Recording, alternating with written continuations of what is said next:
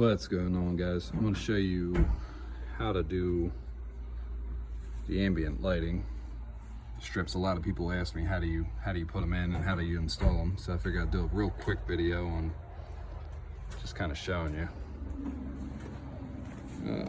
Already got this one done.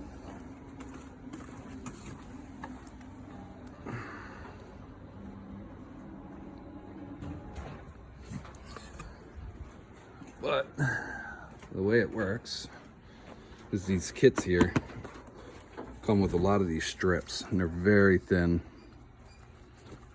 I think they're like 1 millimeter or something. But anyway, the LED strips are down in here, and they shine through the acrylic strips. Then you get that effect over there. At the end here, you can kind of see there's a little bit of a spot where the wires are soldered to the strips. So a lot of times when you see a little bit of spacing, like right here, that's kind of where it starts, but that's kind of where I had the wires kind of going down. But anyway, you got the strips, and then you also have the control modules. This is the master control module. This one's going to get wired up in the car. And then, let me see if I can do this without messing up here. I got a little power source. I got my drill for power source. All right. So essentially the way it works is all these screws on the back.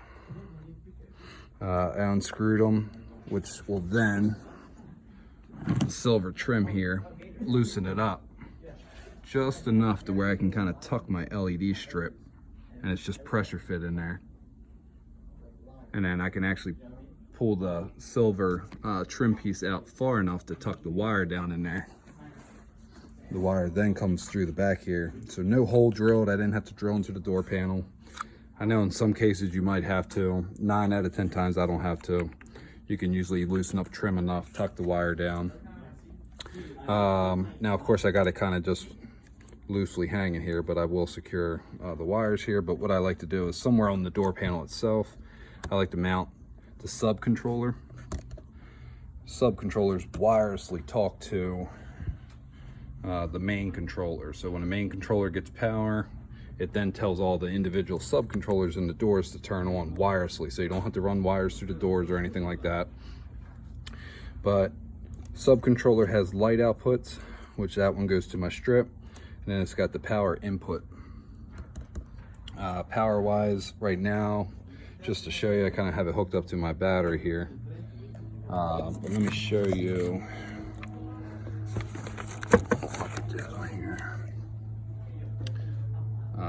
But anyway, power input. Pretty much every car that I've done, at least lately, I've gotten lucky. Usually at the power window switch. There's a harness, and inside that harness is usually power for the power windows.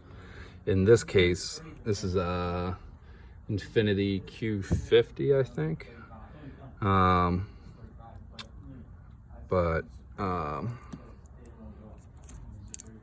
I was able to get constant power here in the doors.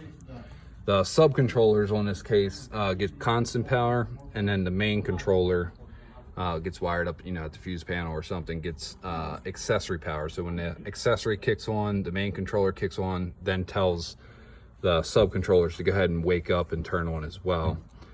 But usually power and ground I can catch in this harness. I haven't looked up the wire color on this one yet. On the other door over there it was black and yellow, but I don't see, they were right next to each other, so I see yellow but I don't see black. So I'm not going to tell you wire colors on this side because I haven't tested it or looked it up yet on my Pro Demand. But anyway, power and ground at the window switch. You take the subcontroller,